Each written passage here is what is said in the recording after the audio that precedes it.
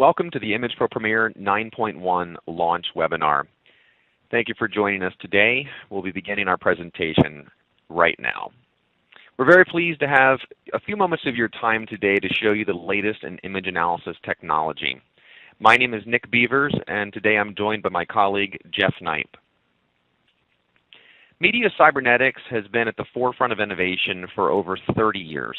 And today we bring you the latest iteration of our flagship product, Image Pro. You may have heard of this product in the past by many names such as Image Pro Plus, Analyzer, Express, or Insight. And today we talk to you about our latest Image Pro Premiere software, which is the upgrade version for all of these products. In the Image Pro Premiere software, we bring you a brand new platform that has a significant amount of innovation right inside of this platform that you don't even see sometimes. It has an all-new 64-bit architecture. We also offer the 32-bit available on all DVDs that ship with this product, but today I want to talk to you about the 64-bit architecture and some of the benefits that it may bring you.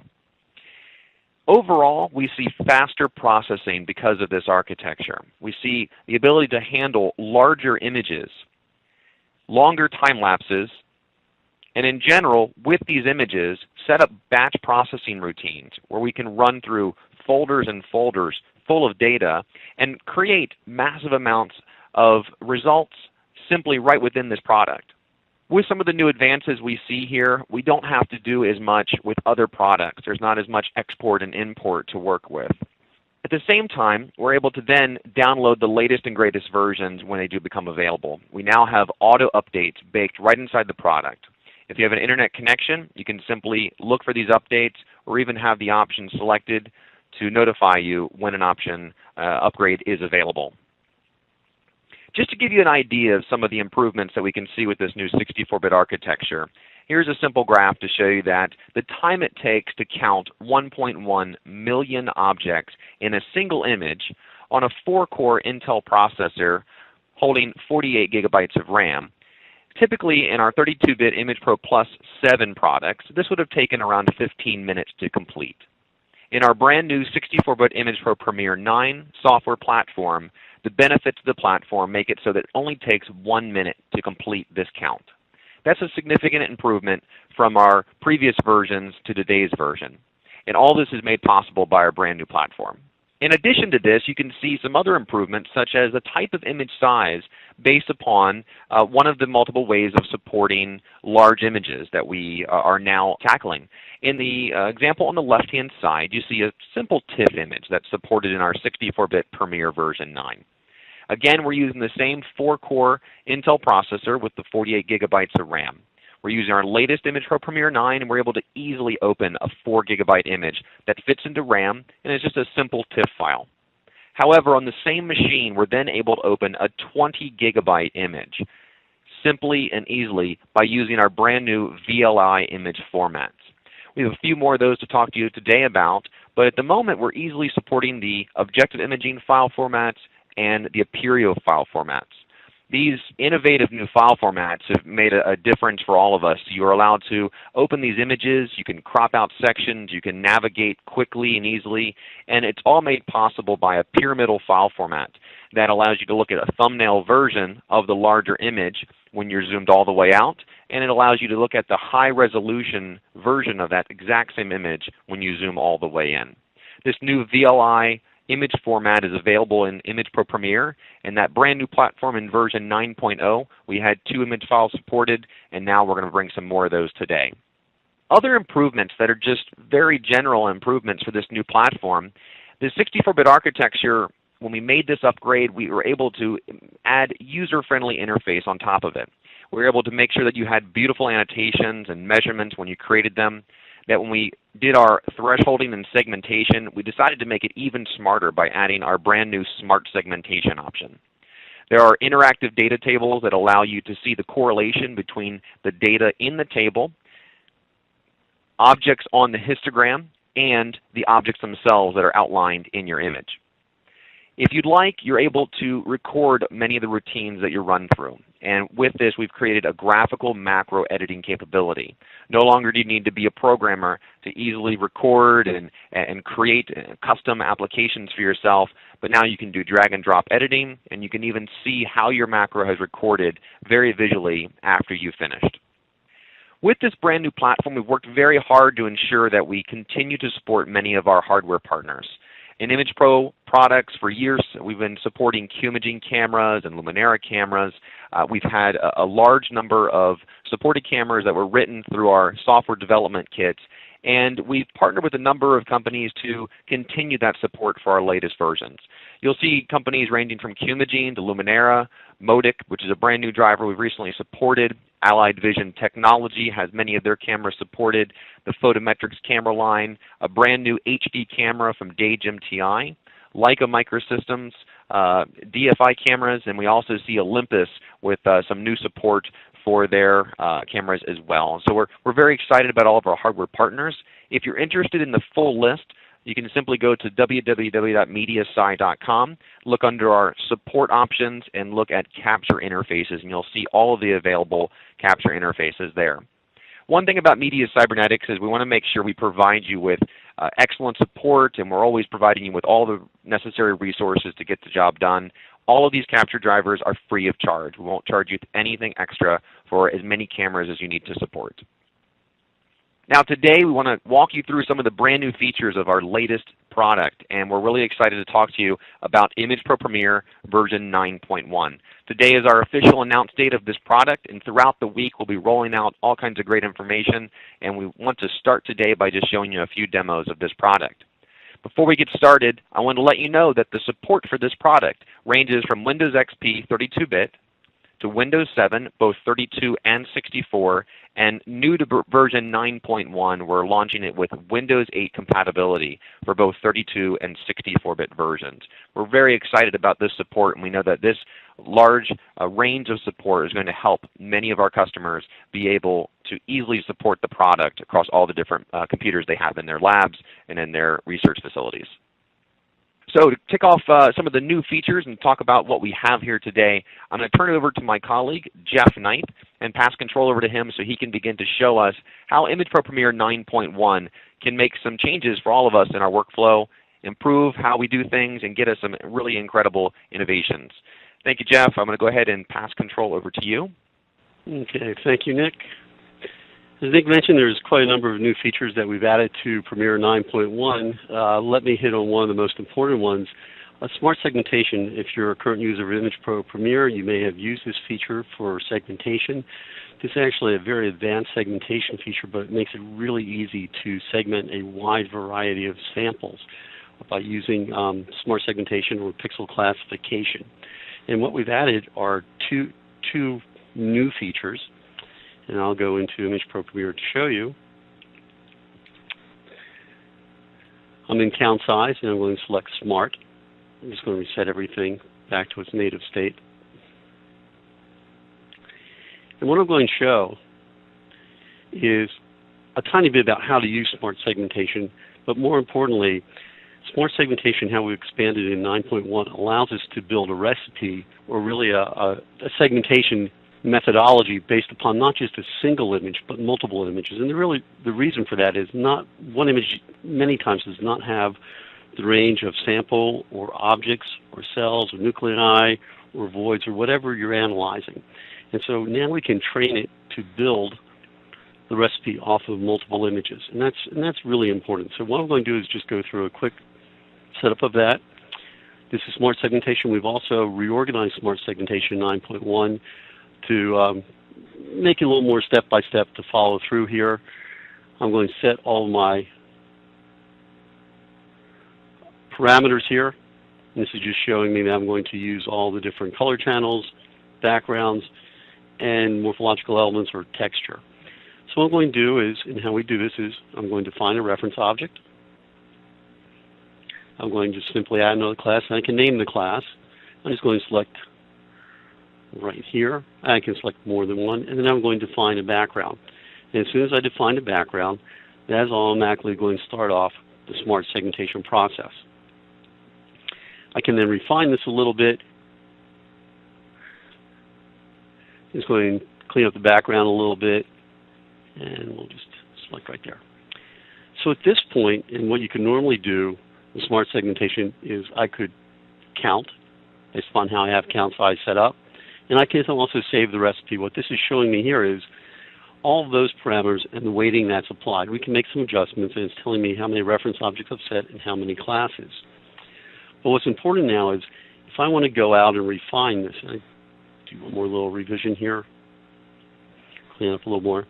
If I want to go out and refine this a bit, where again I have maybe some particular range or class of objects that haven't shown up in a particular image, I can now go out and refine my recipe. So what I want to do is I'm going to set global, and now I can go to another image and apply global. And what that will do is apply that segmentation recipe to this image. At this point now, I can go out and refine it, which is something that we could not do before, by simply start either selecting from the same class, or I can add more classes. And I can start updating that recipe, and that will change the auto weighting. You can see here it's telling me how many reference objects I'm showing, how many currently on available. We've also added a recipe summary to show you what those range of settings are if you want to go in and do some more sophisticated types of manipulations.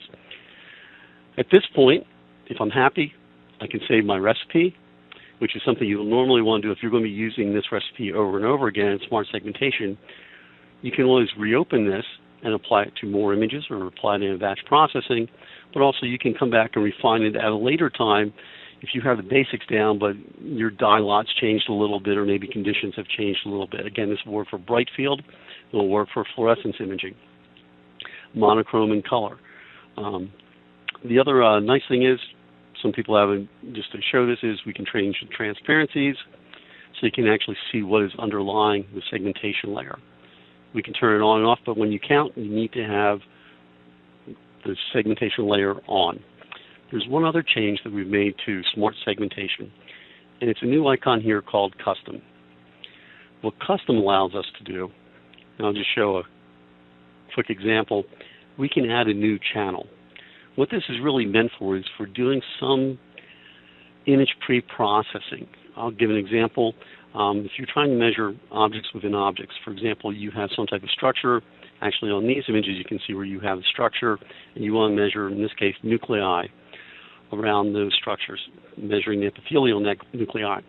What we can do is set up an image pre-processing step that smart segmentation will take into account so we can find those particular areas. You'll see some more of this coming out when we release some newer apps in version 9 that are 9.1 compatible a little bit later on here. But what this simply is, I can create multiple steps. I can add different types of inputs, channels, different channels from color images, add my captions. We can adjust those parameters. And again, I can build multiple steps. So if there's something that you normally need to do from an image pre-processing standpoint, I can now incorporate it into smart segmentation. There's another new feature that has broad implications, not only for, in this case, tissue staining, immunohistochemistry, digital pathology, but for a wide range of material and physical sciences, or for doing quality assurance. What learning classification is a slightly different way of looking at how you analyze and how you classify your objects of interest.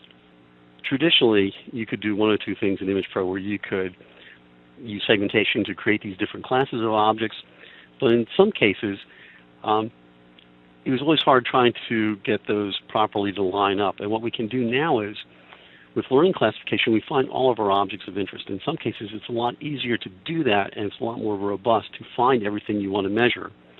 And then once you have those, we can build, using a training set, build a classification scheme where we can put it into different groups. For example, in digital pathology, it could be 0, +1, +2, +3. You could look at some type of materials that maybe have different textures. And by now using these multiple parameters, we can now classify those into these different groups. This is a much more accurate way than doing what was single variable class in ImagePro, where you could take a single parameter and do it, or auto classification, where you could not direct it. Here we're building a training set, so we can go out and classify all of our objects based upon these multiple parameters. So what I'm going to do is go through a little example showing some of the power of this. Going back to Image Pro Premiere. Let me just open it. These are a couple of images. This is Ki-67. These are staying nuclei. What I'm going to just do is I have a previously set segmentation options with segmentation and counting built into it. I'm just going to do a quick count to have all the outlines of my objects, my nuclei in this case. And I'll take another image just to have that ready. Where learning classification comes into is after you've already segmented, you've already counted all of your objects, but now we're going to classify them because I have the outlines. So let me just give that other one a quick count. Okay. So in this case, I have all the outlines. They've all been counted. But now I want to classify them. So here's how we do that. Under the classification group, or classify group, we have a new feature called learning.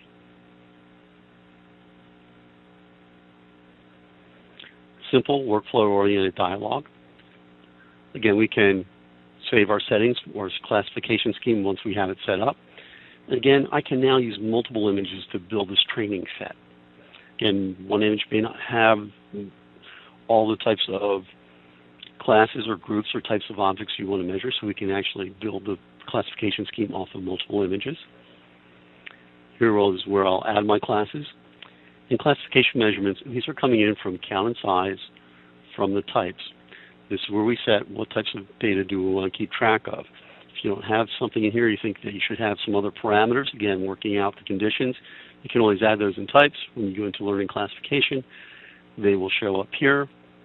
And finally, we can calculate the classifiers and look at the weighting about what are the most important parameters. And then classify. Basically what we're doing is we're building a training set and we're statistically separating out these different populations. So let me show you how this is done. I'm going to simply add a class. I can, there's a class nuclei, I can call nuclei or just negative. It's telling me my number of reference objects. I can change my colors here. I can set my reference objects, undo, or delete a particular class. So what I'm going to do is go out and I'm just going to select a few of these nuclei that are negative. I'm just going to select one. We put a prompt. Select a couple of negatives. Press OK. And then I'm going to go out and build my classification scheme. So I'm going to add another class. I'll just call it weak positive. Again, go through the same process. This is where I'm building my training set. Here I'm saying some things that have a weaker signal. If I make a mistake, I can always reselect it. And what you notice I don't have it zoomed up is you don't want to have the same object in both classes. It'll confuse the system. It'll make it a little bit harder to classify. And so what you want to do, or what we do, is put an broken outline around the objects once you select them. So just to give you a visual warning not to select that object again. I'm going to select my next group.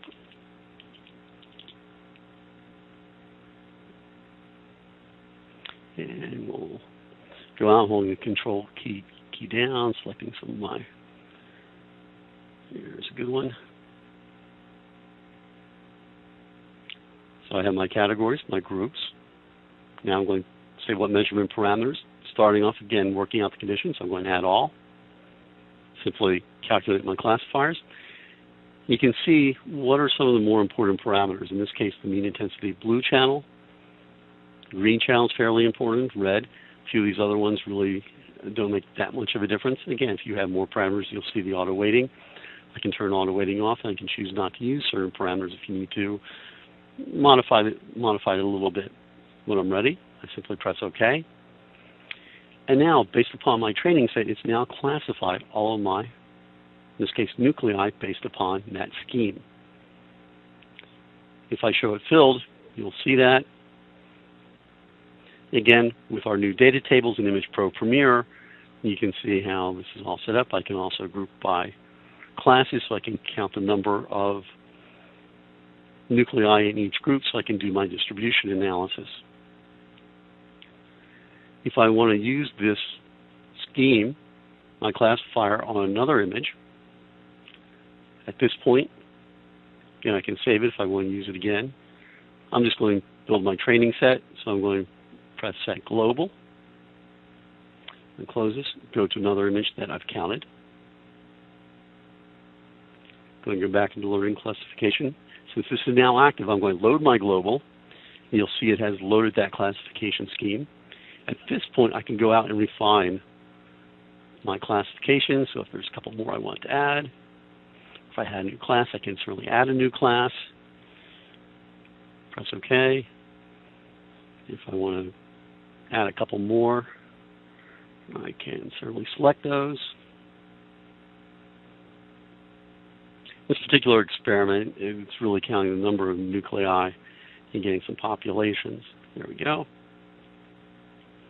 So I'm happy with that. The important thing to do is recalculate, because what that will do is update the weighting, and then I can press OK, and then we'll do the classification. Again, just showing it filled, you can see that distribution.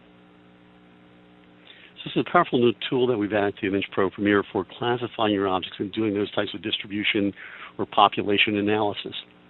Again, in materials, physical sciences, life sciences, a whole range of different applications can be used for this. A couple more features that we've added to Image Pro Premier. Co-localization. This is something that we had in Image Pro Plus. We've now greatly expanded the capability of in Image Pro Premier by not only having image-based co-localization, we can also do it per object-based. So in this particular example, you can see there are a number of labeled nuclei. Now we can go out and actually use the count size features and count those nuclei to define the boundaries of the nuclei and measure the co-localization of the different markers within there. We can also draw on objects or draw on areas. So if you want to measure whole cells or different structures within areas within the cytoplasm, we can also use our measurement tools to define those areas and measure co-localization within those areas. So let me just show a quick example of that. Right, I will go into co-localization, so I'm going to open one of our demo images. There's a folder called co-localization. This is a multi-channel fluorescence image. So you can see by here, we have different channels. Just going to close that table for a second. To start co-localization, we simply go to the measure table. Here's our new co-localization group. And I'm going to select what channels do I want to do the analysis from. At this point, I'm going to not do the image-based co-localization. I'm going to do an object-based co-localization. So in this case, I'm going to select my two markers. Here I have my channel 3, my channel 4. And the key now is I'm going to select a parent image. In this case, it's channel 1. These are my host labeled nuclei. A couple of other updates here. Color pair, you can select what pairing you would like. Result type can be in color or frequency space. Thresholding is doing auto bright segmentation, but we can also use a new one called Zero Pearsons. It's another way of doing segmentation based upon the data. At this point, I'm ready to start my co-localization. If I had individual images that they were not part of the set, I can also do that, and by selecting the right images for the different channels. I'm going to press Create. And you'll notice my parent image, by doing auto segmentation, is highlighted. And you'll see where my co-localization areas, and just by simply adjusting the threshold, you can see and adjust my co-localization. You can see the co-localization values. The key now is I want to set my parent objects, in this case my nuclei. So what I'm going to do is in the co-localization plot, I'm showing the segmentation layer. I'm going to press segmentation tool, so now I can adjust my segmentation. One important thing to note, and I'm just going to take this way to the extent, is if I use my count size settings, my types, and then apply ranges and filter out small objects, for example, if I have it set to, I'm going to set area, this is from something else, but I'm just going to set this, I'm just going to clear all these. I'm going to add an area. Co-localization parameters I'll show in a moment because they're going to be added automatically. But I can use these to filter out all this this small, say, non-specific labeling, non-specific hybridization, those types of things, to filter all of that out. I'm just going to back that off a little bit, and I'll filter out all these other areas. When I'm happy with that, I'm simply going count. So what this now gives me, I have my areas, my parent objects, and now I'm going to add my measures. By adding my colocalization parameters for each of my parent objects, I will now get those values. I have filled outlines on, sorry. But as I adjust my segmentation, those values will change based upon only measuring within those parent objects, in this case the nuclei. I can do it another way. I'm just going to simply delete my objects. The other way of doing this is by using the manual measure tools. So here I can actually select, okay, let me take the filled off here. But this will allow me to manually define areas where I want to measure colocalization in. Again, if I was looking at whole cells, or if I was looking at different structures or within cytoplasm, I can now select and manually draw instead of using segmentation as another way of using quote-unquote object-based colocalization. Again, as I go to my colocalization plot here, I can adjust my thresholding. There's also another feature here that if you look online at our movies, you can also use ROIs to do that. All right, a couple of other features, wrapping this up here. We've also added where you can either split or merge segment or counted objects. So in this case, here's just a simple example. This is available in the Measure tab, the Measure ribbon. There's new features where we can, if you have things that have been split incorrectly, or it splits most of them, if there's a few that you need to join up, we can now run a close or a merge that we can now join those objects. Again, there's the reverse of this where we can actually do some object splitting on this. Instead of having to do a manual split, we can do it automatically, and there's parameters to make this more automated. Here, this will work only on whatever objects that you select, again, coming from the Measure ribbon. There's also another option that we've added to Image Pro 9.1 is that we can shrink or grow, erode or dilate your selected objects. So if you have something that's only segmenting just a little bit off, or you need to take it a bit beyond the segmented areas, we can actually reach and grow our objects of interest. Again, by selecting all of them or selecting a particular few, we can now grow those. Again, we'll report out that data for the segmented area of that particular object. So we now can, again, grow or shrink counted objects based upon the needs of the experiment. We've also had a polygon nudge tool. Again, when you're doing these, you can actually go in now, manually adjust the outlines of the objects if you need to make a few manual adjustments. We've also added another great new feature in our measurements ribbon is incremental distances. This is where we're measuring thicknesses of, for example, different layers, thermal spray coatings, anything where you have some type of cladding. I want to show an example of this, but this is where we can actually go out. You can define the outlines of the different layers and then measure the thicknesses of those layers and get that statistical information. For example, the mean, max, min, standard deviation. So let me show a quick example of that. I'm going to open a different image that's appropriate for this. From our demo images, we have a new folder called Layer Thicknesses. It's going to do a simple one.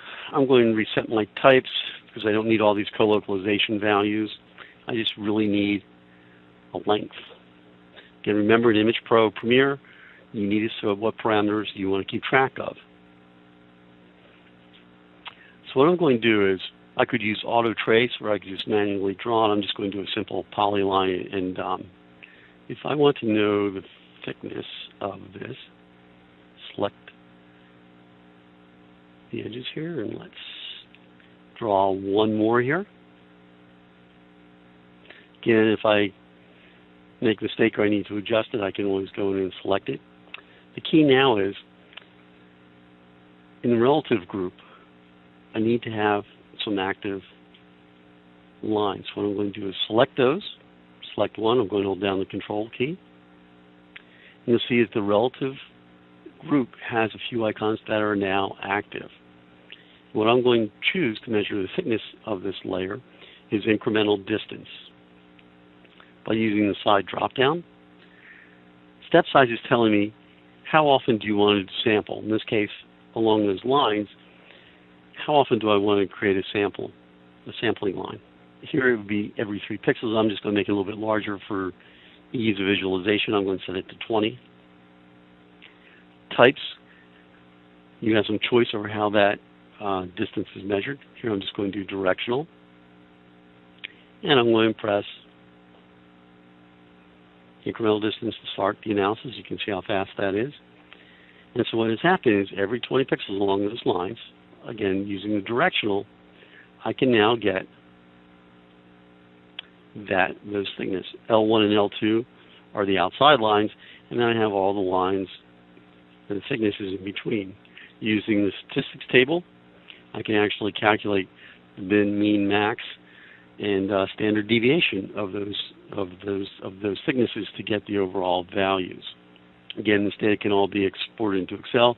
You can show and hide if you need to hide these layers, or hide these lines defining the layer. We can remove those and just be left with all these measurement probes. And finally, I'm going to wrap up with a little bit about batch processing. We've updated the batch processing feature in ImagePro Premier to make it more workflow oriented, a little bit clearer, and we've also had a few special features to this. So in ImagePro Premier 9.1, now I'm just going to go to the Automate tab. This is where we do our macro writing and recording of macros. It's now been renamed to the Project Workbench because we've expanded the capability. But the key thing I want to show here is batch processing. It now has its own panel. It's really a step-by-step process of setting it up to do batch processing. Batch processing is based upon macros. And what happens now is by simply selecting it, automatically goes to Macro Explorer. I can look at all the different macros and projects I have. At this point, I can select those macros. I have basically 3 macros for a particular project, measuring a whole series of images, but all you need to do is simply select those. So area, and then finally add some cleanup. I'm using data collector in this one. Once you have that set, tell you what macros to do. Loop on is what to do to each image in your set of images that you're going to analyze. From here, we just need to simply select the images. I can select images from the image strip. And I can select those if I activate this, or I can browse to a folder. And by simply doing that, I can select any folder of images I have. When I press OK, it'll bring that folder in. At this point, I'm all set up to do my batch processing on this set of images within a folder. We have a few controls over start batch processing. These are all the same except for the last one, which I'll explain in a second. Here I'm just going to show the task manager so I can monitor my progress. I'm going to display the images if I want to see how it's progressing and how well it's doing the segmentation and doing the data analysis. And I'm going to close each set of images as they're done before it goes on to the next image in the folder. All I have to do is simply press Start. We've also added a new feature called Monitor Folders. What this allows me to do is set up a batch process, and we're going to monitor a folder. So if it's on the network that you have a acquisition station set up and you're putting the images to a network, by Monitor Folder Set, and we point to that folder and select images, what that allows us to do is automatically start the batch processing as those images hit that folder. So we've greatly expanded the capability and the ease of use of batch processing with ImagePro Premier 9.1. We've also added some new file formats. As Nick had mentioned earlier, we're supporting the Apereo file format, but we've also expanded number of slide scanners that we support their image files. So we've expanded to add the Hamamatsu Nano Zoomer files. They have a number of different extensions. So again, this is a pyramid TIFF that we can open up as a very large image and do manual measurements off of, or extract and do count size on different regions. We're also supporting the Leica.scn file from their newer slide scanners. Additionally, we're supporting the newer Zeiss file format, the CZI. So now we can open up those multi-channel images directly into Image Pro Premiere, select those, and do analysis off of those.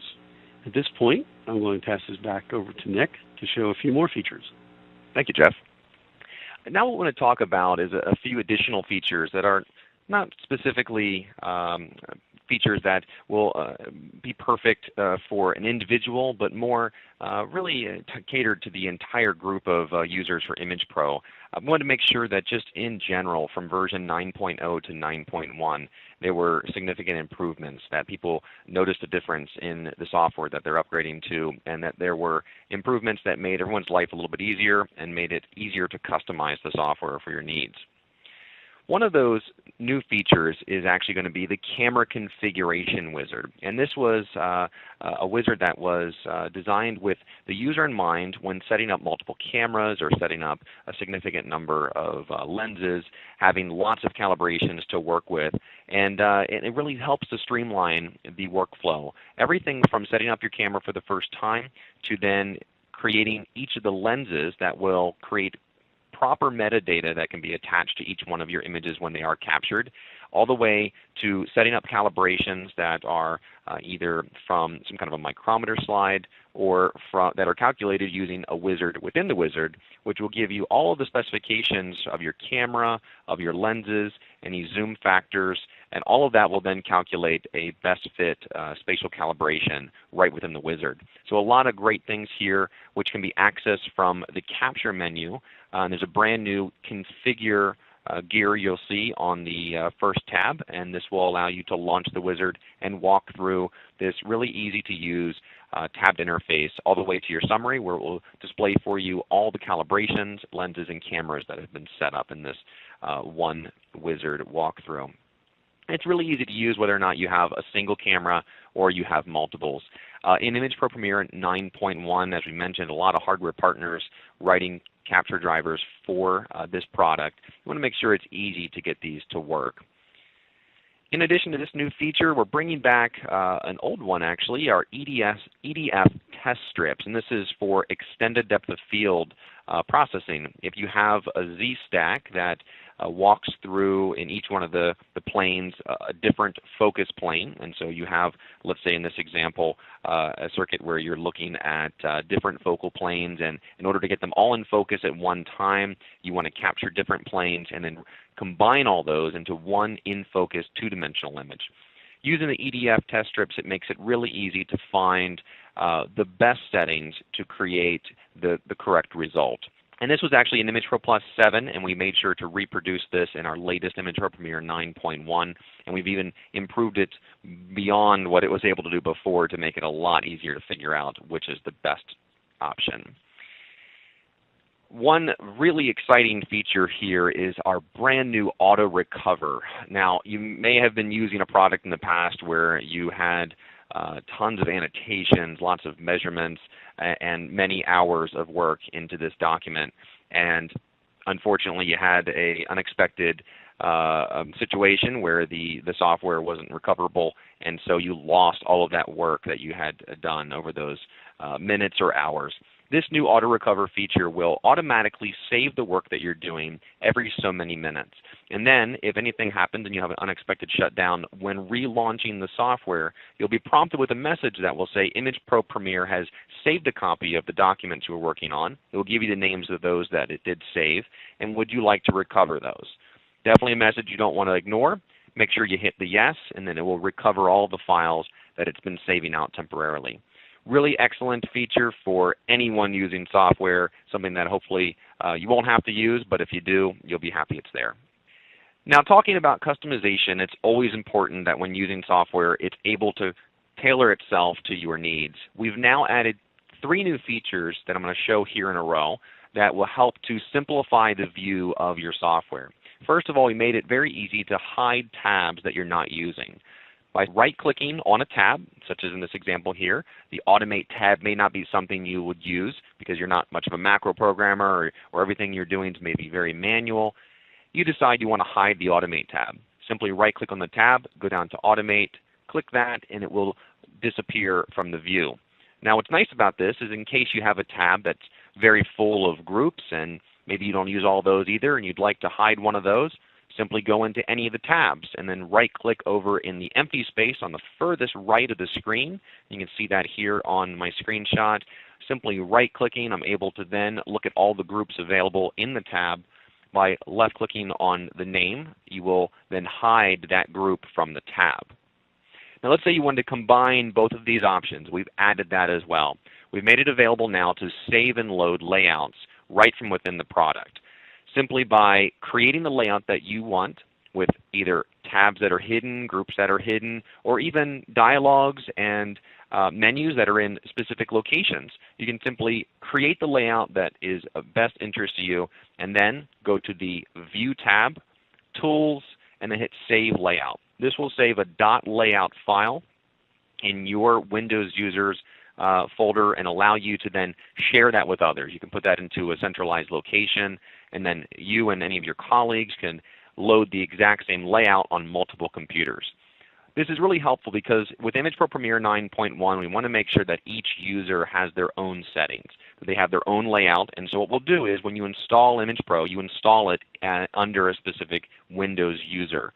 Now that Windows user has their own settings folders, and all of the settings in Image Pro will locate themselves there. If you log in as Windows user number 2, you'll find that the layout actually reverts back to the default. Now that's no fault of the program except for that we're actually saving those layouts for each Windows user. If you'd like to have many users that are all logging in separately, have the exact same layouts, have calibrations, have lenses that are all set up identically, what you want to do is use all of our tools available to save your layouts, save your configuration files, and all of your lens and calibration settings, put them into a centralized location, and allow other users to access those and just simply load them in as you see here. It's really straightforward and easy to make sure multiple users are able to access all the same information. Now again, with more customization, we have really worked hard on this brand new feature and we hope you're going to be very happy with it. A nice user-friendly word processing-like report editing tool. Now we had in Image Pro Plus 7 a very robust reporting feature, but not the easiest thing to use. This is now a brand new tabbed interface. It is just like anything that you would use with PowerPoint or Word or Excel in the most modern versions. A nice interface on the top for you to use bold and italics, for you to align the data and all the information you want. You can simply bring in images and reports full of columns and rows of data that you've counted or that you've manually measured in the product on any of the other tabs. A very nice product that we're very excited about bringing. And what's great about this is you can create a template. And once you've created that template with your logo and all the tables set up the way you like them, you can share that and you can also use it time and time again. And just by simply going to the Edit Report button, you'll be able to make small customizations to that and have a couple different iterations of it. Now a brand new thing we brought to Image Pro Premiere from Image Pro Plus was this idea of apps.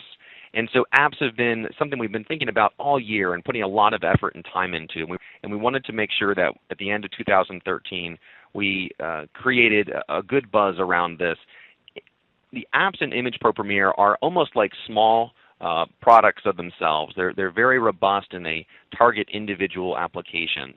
Right now we're going to be loading those this week up onto our Solution Zone website, and you'll be able to access them from our website at www.mediasci.com. And if you find any of the apps that are perfect for the work you're doing, all you need to do is download those, double-click on it. It will launch the Image Pro Premiere 9.1 software and put itself right into this brand new Apps tab you see here. In this example, I have a fiber analysis app, which we have right now available for Image Pro Premiere 9.0, and a particle analysis app, again, available for 9.0.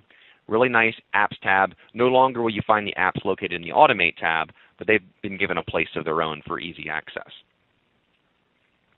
Now speaking about apps, there's some great news here today. We have 6 brand new apps that we're going to release free of charge this week. We're going to be putting them on the Solution Zone right away, and we're hoping that you have a chance to take a look at those. We're going to start off with the Wound Healing app. This is designed to help researchers find the rate of closure of wounds. And you can see here with this phase image, we're able to track the edge, and then this is a movie file which will move over time, slowly closing in and creating a smaller area. The Wound Healing app uses some special thresholding tools to be able to find this edge very accurately. You have some minor adjustments you can make in case you have a unique image, and then once you're finished, you just simply say track the wound healing, and it will go through the entire sequence file and find those edges for you, generate the values and the rate to closure, and present all those in a statistics panel for you. Very nice, very easy, and we hope you'll take a look at it. It could be a very helpful time-saving app that's free of charge. Again, we have more apps now. We also have a circle finding app that we're going to release with ImagePro Premiere 9.1. This is going to be using our Huff Transform technology that allows you to find not just objects based on a threshold, but objects based on their morphology. So we're looking for circles here. And this could apply to everything from bubble analysis to foam analysis to void analysis. Wherever you have circular objects that need to be found, no matter what their size, orientation, or even overlap, this algorithm will help you in a wizard-like walkthrough to find all of your objects and then identify whether it should or should not be counted and the distribution of what the sizes are.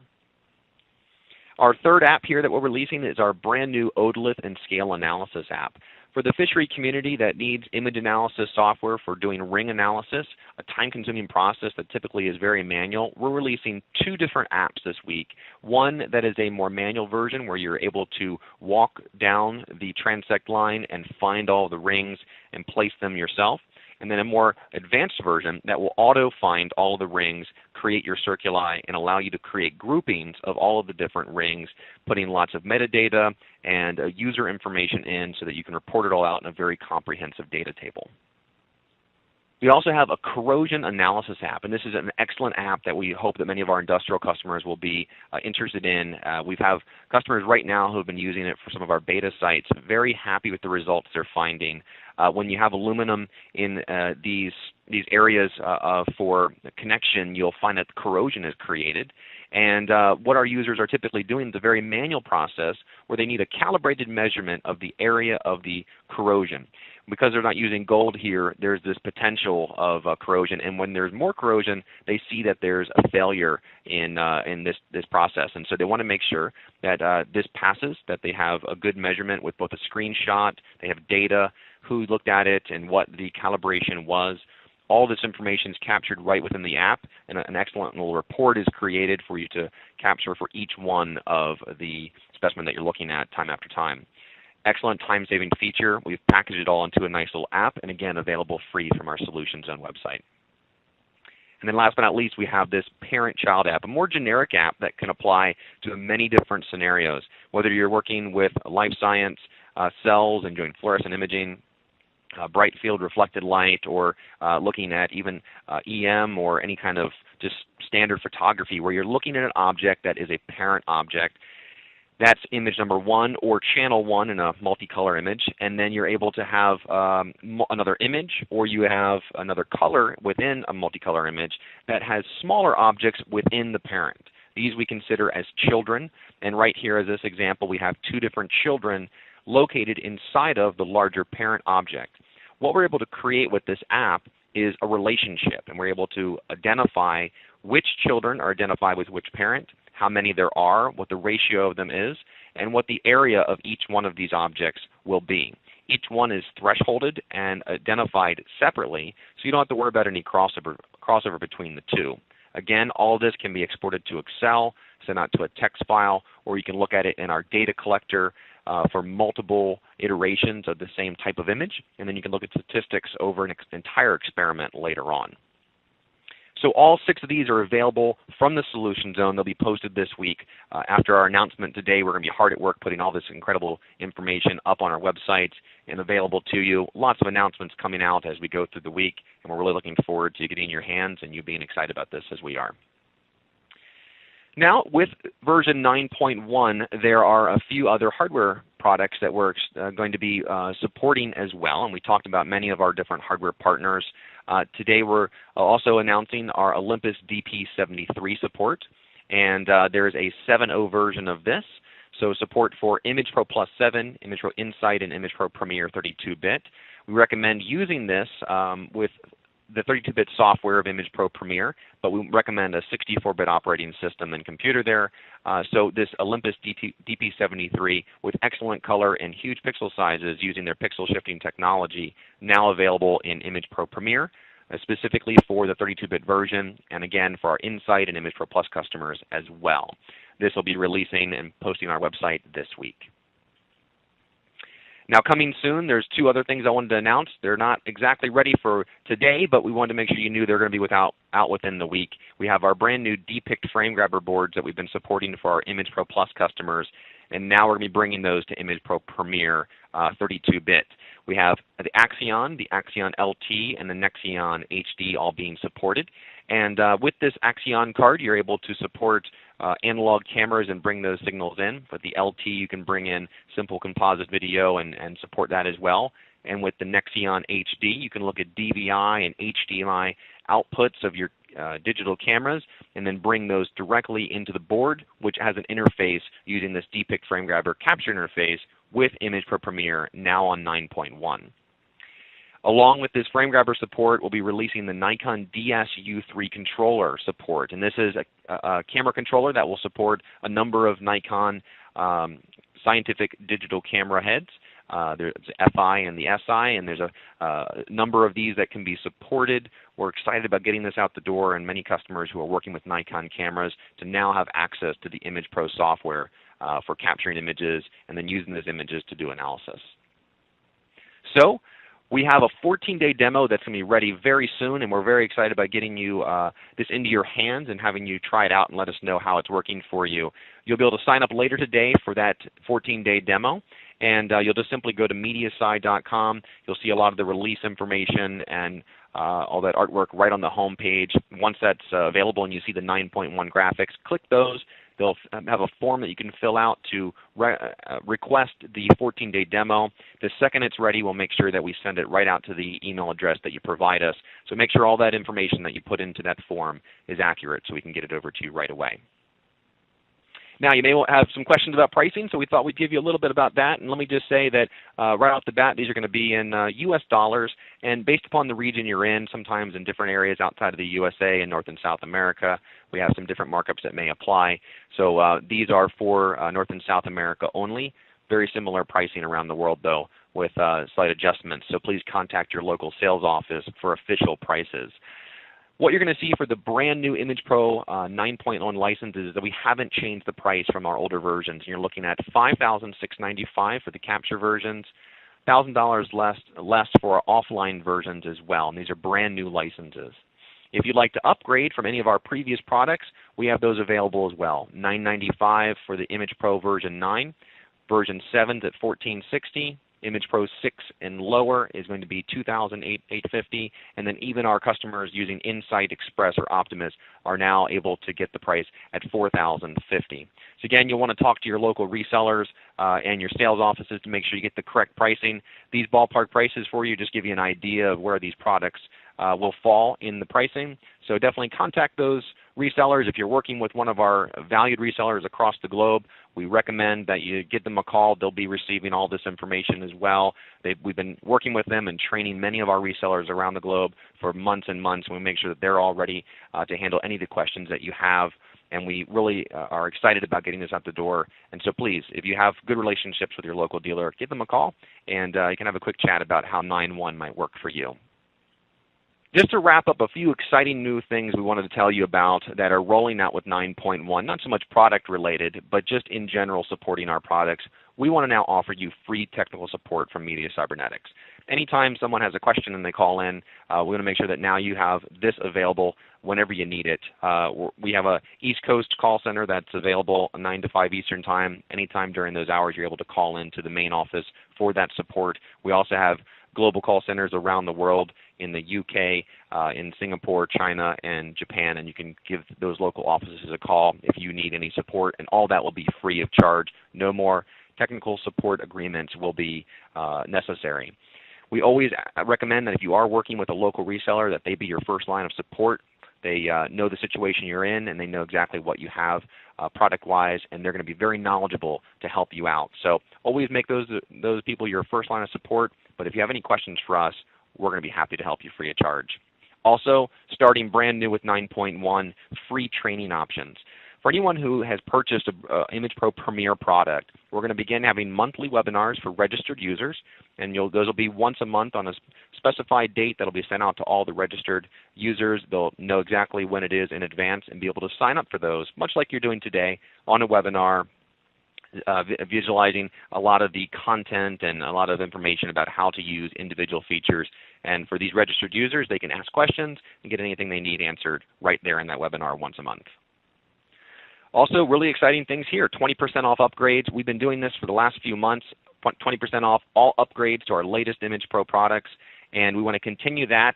It's coming down to a close here. We only got a week and a half left. November 29th is the last day that you can order your product upgrade from a previous version of ImagePro to the latest version. This is for upgrades only. We've been running this now for about 2.5 months, and we want to let you know that this is going to be valid for version 9.1 as well. So November 29th is the hard cutoff. If you have any upgrades that you'd like to get in, please try to get them in right away so you can get this nice 20% off to the latest version, ImagePro Premier 9.1. So rolling out this week, a few quick things to tell you, and then we'll go ahead and wrap up here today. We have some brand new video tutorials coming. They'll be on the website this week. Take a look at the video tutorials, walk through, see how some of the features are being used, and make sure that they're going to work perfectly for your situation. They'll be very comprehensive, and if you have any questions regarding anything beyond the videos, again, we'll be able to help you out by giving us a call at tech support or your local sales office. In addition to this, we've launched this year a brand new image analysis forums at mediasci.com. Right in the middle of the homepage, you'll see that image analysis link. Now, we've had some great feedback so far, and we encourage that everyone try this out. The Image Analysis Forums is available for anyone who wants to log in. You look at ImagePro Premier, ImagePro Insight, Plus, AutoQuant, and you can even put anything about macros and apps and recording. Anything that you need can go right there in the forums. Our engineers are on standby. Anytime there's a question, they immediately make sure they provide the best answers possible. We're really excited about this. We've had so many great discussions so far and helped a lot of our users get the work done they need. In addition to this, specific to 9.1, you'll be getting some announcements here later in the week and next week about individual webinars that come out in December. We have an otolith analysis webinar with a otolith analysis expert who will be coming in and talking with all of us about how to use the brand new otolith apps for 9.1. We have an incredible researcher out of Canada who will be working with us on the co-localization app and talking to us about best practices for co-localization. And then we're also going to have one of our macro programmers who's going to work with us and do a webinar on how they go about doing macro programming in 9.1 and how it's worked for them so well. So exciting new webinars to look out for. All those will be posted to our website and announcements going out. Make sure to register for those if these are anything that you have of interest. So lots of great material for you today, and we're excited that we were able to launch this and talk about all the great features. Again, if you have any questions, we ask that you please contact your local sales office or local representative. Later today, version 9.1 will go live on the website so that you can start requesting those 14-day demos. And once we receive all those, we'll hang on to them until this version is officially ready to go. The second it is, you'll receive the download. Thank you so much for joining us today. We're very pleased that you were able to spend a few moments with us. From both Jeff Knipe and myself, we're happy that you came. Have a wonderful day, and we hope to talk to you sometime very soon. Goodbye.